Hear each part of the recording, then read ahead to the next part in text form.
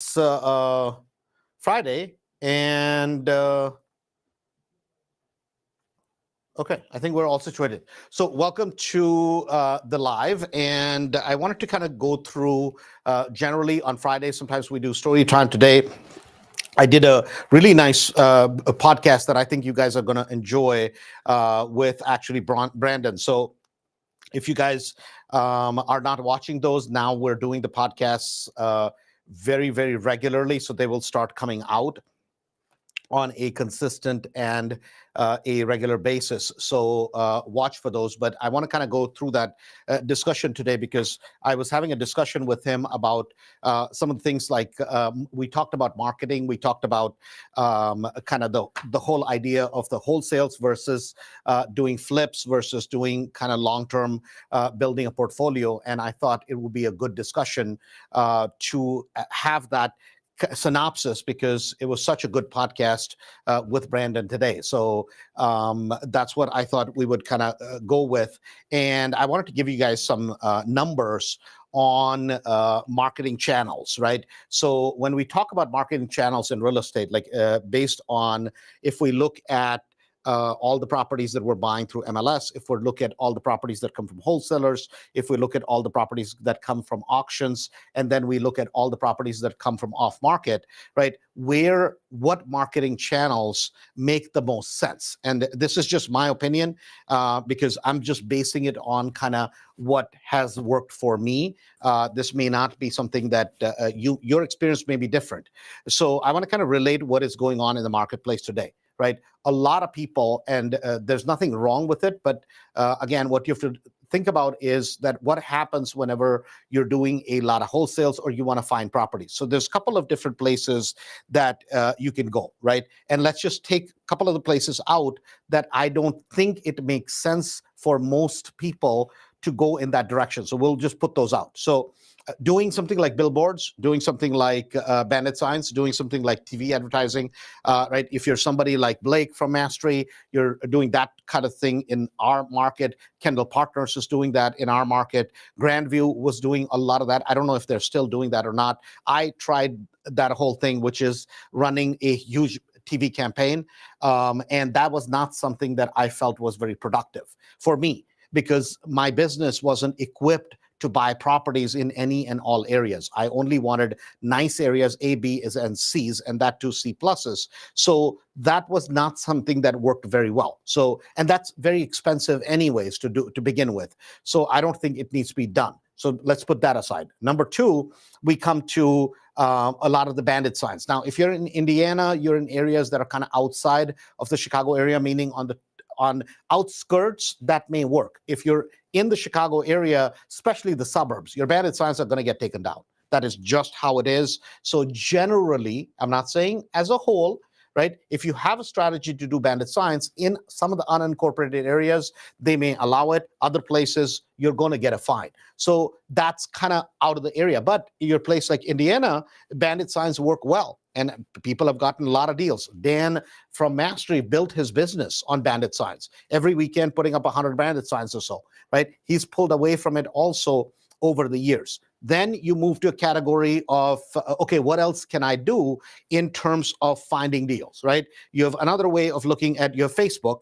So you're putting ads on Facebook for keywords, and it shows up in people's feed that, hey, I'm Andrew Holmes, and I buy houses. Do you have any distressed property? Or you're doing an image ad. So that can be done on Facebook. That can be done through Google advertising. And you have basically I buy houses. You're bidding for the words, and you bid for them, and then that goes to a landing page. Landing page is like Carrot or one of those types of places. Have a generic landing page where people fill out, are you a motivated buyer? We're buying properties, no hassle, no real estate commission, cash paid, that sort of thing, right? That's another way of it. Quite honestly, I'll give you guys a breakdown on that. So, and then there's another place. So you have Facebook is one, right? You have number two is Google, right? Google AdWords. You have number three is another thing. So Google AdWords would be kind of PPC, pay per click. is what Google AdWords is going to be. And then you have a lot of national companies that will sell you a lead, right? There's a bunch of them out there that you can buy the leads from. So I'll give you guys an example, and this is something we have talked about, and we were having this discussion today, that as far as the lead type of a thing, if you're doing Facebook, I'll give you an example. Facebook on an average is going to cost you anywhere from $2,000 to $3,000 in our market, up to $4,000 in our market, right? Then there's going to be some sort of setup fee. Probably it's going to take you about 40, 45 days, 60 days to get it working, and then it may work for you, right? So out the gate, you're going to have about 2 to 3K setup fee, and then another 3 to 4,000 a month you're going to spend. So let's just keep it on the low side. So that means 333. So generally, you're going to have to do an ad campaign if you're going to do something like that. 2,000 setup fee is what most of these companies charge, ballpark 2,000, 2,500, right? Then 333, that means that's 9. So 9 and 2, you're in the deal for about 11 to 12,000 bucks, right? Before you make a penny. And this is not a bad strategy. I've actually bought properties that way. It's just that for somebody who is new, I don't think it is a strategy where you can sink in that much money. This is just my opinion. If you're going to do it for the long term, you have the budget for something like that, not a bad way to go, but just saying. If you look at the PPC strategy, which is basically Google AdWords, now there are 2 things you have to consider in that, which I didn't know when I had started, which was number 1, you're bidding for the Google AdWords, buy my house quick, I buy houses, all that kind of stuff, right? And that you have to have somebody who really understands that, how to get you ranked, and then do you have good SEO? If you have good SEO on your landing page, you link that, people do the search in the Chicago market, boom, that they click on your thing. Now, are you being found? Are you on the top end of it? And do you have good SEO? And is that SEO being maintained?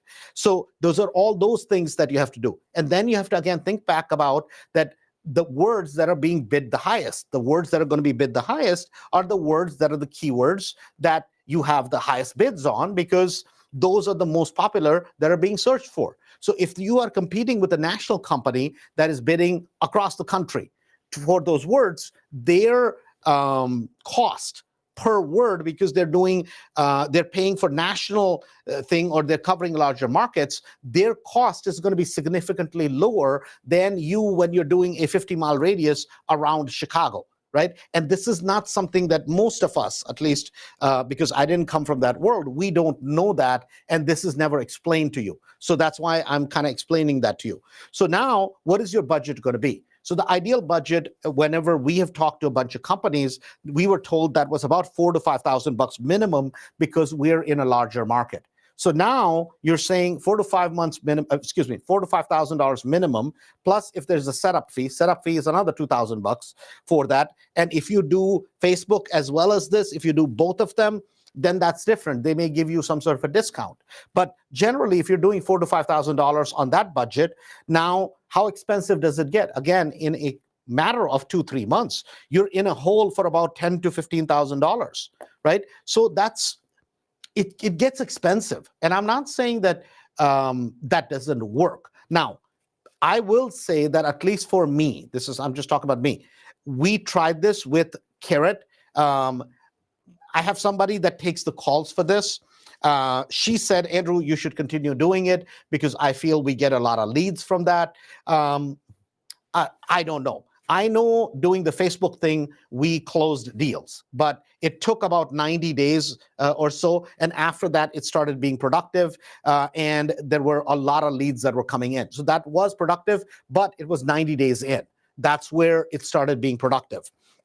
Now, if I think about buying leads from other companies, right, that's also something I've tried, and I've tried it extensively with a budget of anywhere from $4,000 to $5,000 all the way to about $8,000 to $10,000 budget around that. Now, there are some companies that will sell you leads at $70, $80 a lead in Cook County. There are other companies that for DuPage County, they're charging all the way up to $450, $500. Some companies have a system where you're bidding for those leads. Other companies have a system where basically they'll sell you the leads up to a certain amount. Once your budget runs out, then they basically give the leads to whoever other customers they have.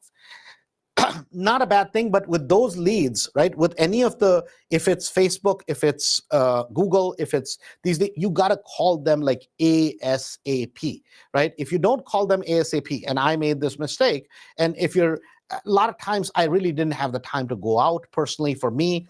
And so then we wasted it. But did we find properties with that? Yes. We 100% found properties. So on Facebook, if I look at kind of spend versus reward, right? In a 6-month period.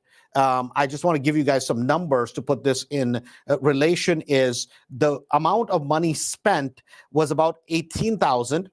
And on the back end, I would easily say the return was at least 3x, right? Actually, it's probably a little bit more. My problem is a lot of times, because I don't want to wholesale some of these properties, I don't want to flip these properties. So my numbers are going to be lower because I'm not selling them. If I was wholesaling them, if I was flipping them, 100%, that would be at least well in excess of 3 to 4 times. Now, if I look at Google, again, the numbers are going to be at least 8x, in my opinion, right? And I combine Google with the leads sort of thing that I bought, right? At least, so for me, I did longer of the Google and I did longer of buying the leads. This is just for my business, right? So that's why I think Facebook would have caught up. I just didn't give Facebook enough time, because the problem becomes is how much money are you going to spend each month and what is your rate of return on it? Now, as far as calling, we did the calling part of it also, which is calling the list. And I'll give you guys 2 things in that. Whenever we used a VA and we were downloading the list from a website like PropStream type of thing, that did not work very well for us. And the reason it did not work very well, this is my reason for it, was because everybody in the world, I mean, literally everybody in the world is using the list from PropStream and calling them. Now, mind you, PropStream is basically gathering that data from one of the bigger providers, probably from CoreLogic, probably from those things. I don't know who they get their feed from, but I'm just telling you that it's obviously because they're doing this nationally. Now, I don't go that route anymore. I get it locally, because in the Chicago market, if I get it locally, I can get it instantaneously, meaning as soon as the lead goes in, boom, I get it locally. So I believe that is a better data. But we did make a change after we did the calling part of it. Now, calling part of it, I'll tell you, it was costing us about $5,000 to $6,000 a month, right? And we tried it for about 90 days. After 90 days, I dropped it. But we still do calling, but here's the difference what we did. Rather than downloading the list from PropStream, the way we're doing it is that we are taking the list, which is the some sort of a distress. So you take the pre-foreclosure list and then you match it with another list. So you match it with divorces, you match it with death, you match it with probates, you match it with something else. So we're only calling people that have two strikes, right? If they have 2 strikes, then we call those people. So that's kind of what the situation is. And there we're having much better success. And so the system kind of works something like this. We have not high rows, we have high level, right? Go high level in the back of it. And basically all those leads are basically, as long as they show up on both the lists. So it takes us a 19,000 people list down to about, say, 3,000-4,000. Now you take the 3,000-4,000 and you feed it into high level from Go High Level. So Go High Level is basically a CRM, contact management system. In Go High Level, now those become easy to dial. Boom, boom, boom, boom, boom. So you can dial them one after the other, right? And that becomes an easier way of contacting. Now, this is something that I'm going to do that once I'm done setting up the media side of the business this year. This is something I'm going to go back to, is we're going to hire maybe 1 or 2 callers full time to basically do calling for all of these leads, because I believe we hit a very good success rate with culled leads, right? Culled leads meaning these are leads where we're hitting at least two pain factors. One is maybe it's a foreclosure. Another one is maybe it's a death. One is it's a foreclosure. One is a maybe they're getting a divorce, right? That sort of a thing. So they're showing up on both the lists. They have high equities in these properties most of the times that we're going after, generally. Are we doing some short sales? Yes. But as long as they show up on both the lists, they may be people who are going right to auction. So we're not just generically calling everybody. We're sorting it out and we're getting it narrowed down a little bit, and then we have a better success rate. Now, some people may take the approach that they're like, Andrew, I have a bigger list, but I'm just going to get VAs to call everybody. And that's fine, right? If that's your approach, I'm just telling you what is working well for me, right? Now, in that particular thing, 100% compared to the number of calls, the success rate is very, very, very high, right? Compared to calling just everybody, because you're going to a narrower list and I think a better qualified list. So with that, at least the return is going to be, 20, 30 times. And that's what we saw last year. This year, I would like to double down on that a little bit, because I believe we can get a lot more leads that way, and we can buy a lot more houses. Now that's that. Then if I look at wholesalers, so last year, I had said this the other day. Last year, I paid a total of $280,000 in wholesale fees for properties I bought. I'm not talking about mastery. I'm talking about just properties that I bought. Now, for some of you, it may be, Andrew, you're paying a lot of money to wholesalers. But guys, these were phenomenal properties, right? So, and it's obviously I'm not paying $280,000 to one person. I'm paying that's spread out over a bunch of the properties I bought. And, there are people last year that made like 50, 60, 80, somebody else made $130,000 just from selling properties to me, right? Which is great, because they're bringing me properties, even if they're not under contract, and I'm happy to buy them. And I'm happy to pay them a fair share, because they have obviously found good quality property. So if they make 20, 30, 40, 50,000, in fact, I paid somebody last year, I'm okay with it. That's just my stance on it. So this was the wholesale thing. We continue. This is something we're going to double down. So if you're a wholesaler, if you have properties, even if it's not under contract, now don't just call me and go, oh, point out a property. Well, I think that's a good property. No. You have to have made contact with the seller. You have to have motivation. Maybe you don't have the funds to be able to close on it, or maybe you don't know how to get it under contract, or maybe it's a difficult situation for you that needs to be done right away. I'm happy to take over those properties, and we will pay you, obviously, right? Because you brought us the lead. I did not have the lead. It's your lead, and I'm very grateful. And I want to have that rapport with most wholesalers, so that they know that if we get a hang of it, guess what? Number one, it's going to close. And number two, you will get paid, right? And we want to be fair to you. So it's not like I don't want to squeeze you just because you're new into business. The next thing was mail. So, and I'm discussing that as the last piece of it. Now, there may be other places people may find properties. I'm just telling you, I gave you the big sections. With mail, I've had at least 50 times the return, right, of compared to anywhere else. This is just for me. Now, mind you, I'm not dropping 20, 30, 40,000 pieces of mail, right? We do a fairly small list when we do the mail. But mail, it runs in basically so generally with mail, this is my experience, 2 months you get nothing. 1 month you get a bunch of calls. Then again, couple months you don't get anything. I feel it's like 60 days off, 1 month on, 60 days off, 1 month on, 60 days off, 1 month on.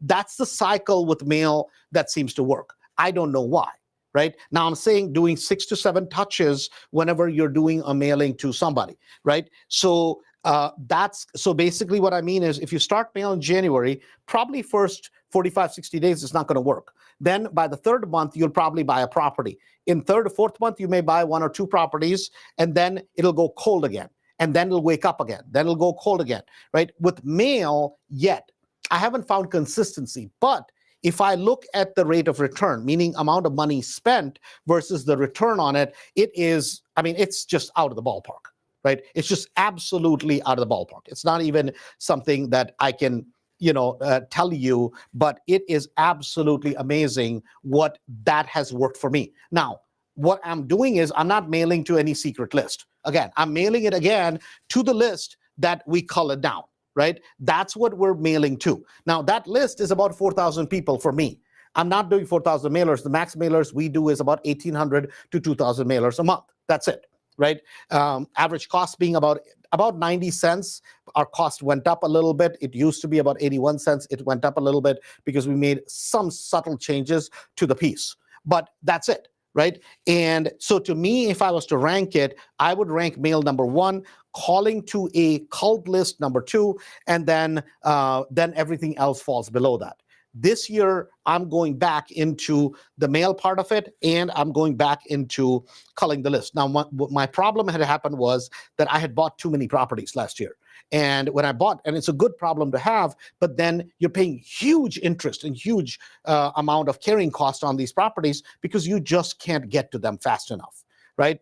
And so this year, now those properties, bunch of them are getting refinanced. We're getting a bunch of them turned. Hence, I'm going back to it, and I'm going to hire probably one person or maybe two people for sure that we will basically make them the job function, that they have a job because they're finding me properties. And whatever it costs me, I'm willing to put them on some sort of a base and then put some sort of a bonus. So I haven't decided exactly what it's going to be, but that is something I'm going to go back to.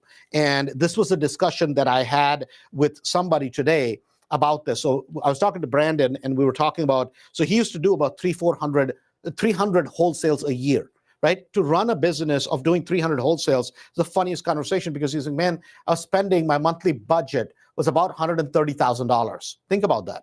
$130,000. So for a year, you're spending close to about $1.5, $1.6 million with your mailings, with your all the different campaigns he was running, plus with the office staff, with the people, with just the operations of it, right? At that burn rate, you got to do a lot of business. But he's like, when I looked at it, is that I had a tax bill of about a couple $100,000, and then I had nothing to show for it. And what was happening in this business was he was finding a lot of great deals, right? And a lot of good wholesalers, you have to really give it to them, right? And I have the biggest amount of admiration for some of these wholesalers because they work so hard, and then they have nothing to show for it. Do they make income? Sure. But they have no assets, because what happens is if you start growing with wholesales, when you're a small operations, you can be very profitable. You can be very profitable as a small operation. As soon as you start getting big with wholesales, what starts happening is your burn rate every month is so high that you are forced to sell good quality properties. You just are forced, because if you have a budget a month of, somewhere around 60, 80, 90, $100,000, that's not uncommon for a lot of these good wholesalers, right? Now you're like, hey man, I had a slow month. I have to sell a good property. I have no choice, because I have to make sure I'm, kind of back, recharged again. I have enough money in the tank for the next month, for the next month, for the next month.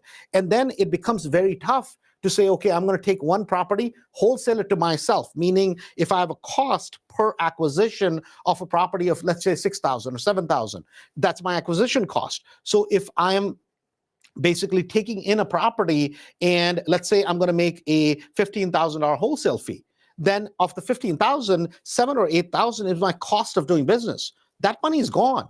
The outside person looks at it and says, oh my God, he made $15,000. This is so easy. No, not quite. Because if you have a 60, 70, $80,000 burn rate a month, then how many of those deals do you have to do? You have to do 15, 20 deals to really be able to pay your cost, to be able to realize a profit, to be able to pay everybody, and to be able to walk away at the end of the year and say, okay, I made 200, 300,000 bucks from that particular business. But then that's no different than somebody who does a lot of flips. There's a real estate agent, whatever else. Because then the question becomes is how many properties you kept, right? And if you didn't keep any properties, you're going to keep running on that treadmill. And I bring all of this up today because this was such a fun discussion that I was having with Brandon about this whole situation. And he's like, man, that's why I quit, right? That's why they shut it down, because they're like, the amount of effort and time and everything was going into doing these wholesales was that he didn't realize it. And what my point for today's thing is that if you're going to do wholesales, think about it as a phenomenal way of finding the best deals, right? And keeping that business small, and don't scale it. Don't scale it, because your profitability will start dropping, number one. Number two, the operations eats up a lot of the budget.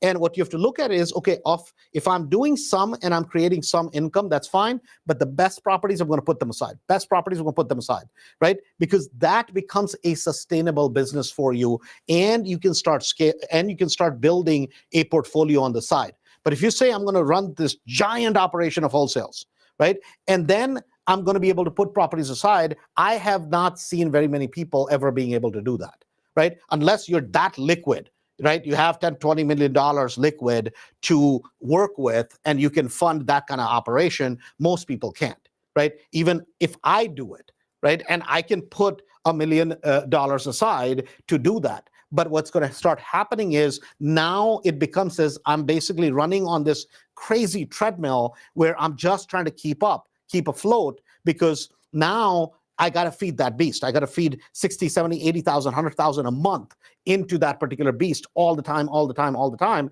And then I have to get rid of good properties, right? So the way I did it was I started when a couple of years ago, if you guys have been following us, I did this. I come up with a crazy brain idea. I'm like, well, can I make $1 million doing wholesales? And I put about $160,000 into that whole experiment, right? Now, did I find properties? Yes, I found about 26, 28 great quality properties. So now, I'm not complaining about it. But think about this, right? If you don't have that kind of liquidity of funds, and that's not money I needed, that was money I could afford to just play with, right? And that's what I was doing. And now, did I do a bunch of wholesales with it? I did one wholesale. That's it, right? I sold one property. Everything else that I found, I kept. Because number one, a lot of the properties that we would get the leads on, like a dummy, and this was stupid, I didn't even go to those properties. I told Harry, don't go, because I'm not even interested in it. Now, this was stupid because if I'm spending the money already and we have the lead, why not make use of the lead? Well, because my problem was I'm not going to sell that property to people in mastery, because if I don't believe in it, I'm not going to sell it, right? This is just how it is. Especially in mastery, we're not going to sell it. Now, outside, I don't care. I'm not responsible for that. But within mastery, I'm not going to go hand somebody a bad property that I wouldn't buy. That would not be fair. So that was my limitation. But I did do like one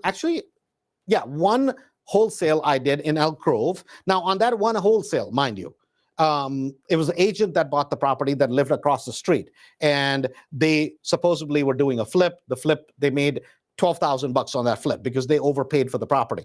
So I got it for like 180. I sold it to them with $120,000 wholesale fee on that particular property. So that particular property, I'm basically, paid for a lot of my marketing. But every other property, 26, 27 of those properties, I kept them. Right? I did not sell a single one. Now, the problem is if you start keeping that many properties, you can't rehab that many properties at the same time. So what happens is now I lost a lot of money because I'm carrying all those properties. The properties had such wide margins that I didn't want to flip them and I didn't want to wholesale them. Right? I wanted to keep them in-house. That is my problem. I'm not saying this will be your problem. You may be perfectly fine selling the properties. I just don't like to sell properties, right? That's my biggest problem. So overall, it worked. But my problem was that I'm spending money at a speed which over time, this is going to catch up with me when I'm not selling a single property. Now, if I'm selling the properties, now the liquidity just keeps coming back all the time. But when I'm keeping the properties, now I got to dump property money into construction. Then I got to dump money into, if I'm doing an Airbnb or a midterm rental, right? Then I have carrying costs, then I have taxes, then I have all this stuff. And that catches up with you. At a time, you have $2, $3, $4 million tied up in all of these properties, plus all the Florida construction. So then what I decided last year was that I'm going to bring this down to a little bit more manageable level and then keep that operation going. So this year, that's exactly what I'm doing, is something a little bit more manageable rather than going for this whole thing that, oh my God, I'm going to make all this money with wholesales, because I don't like wholesaling properties, right? I just don't like it because good quality properties, I don't want to sell them, right? And so this has been an interesting year and a half experiment, and I'm back at the mailings part of it, and I'm going to be back at the calling. Calling we're already doing. Mailings we're starting again as we speak. But this was such a fun discussion that I had today with Brandon, because he's buying properties for rentals. That podcast is coming out in the next week or so. So listen to it. I think you'll get a lot of value out of it, especially if you get his points and you understand how business works. Because a lot of times what people will sell you on the goods is, oh yeah, you should do wholesaling because that's the best thing to do. That's how you're going to build up cash to buy rental properties. And that is not the truth, right? That is not the truth. So I'm just telling you how real business works.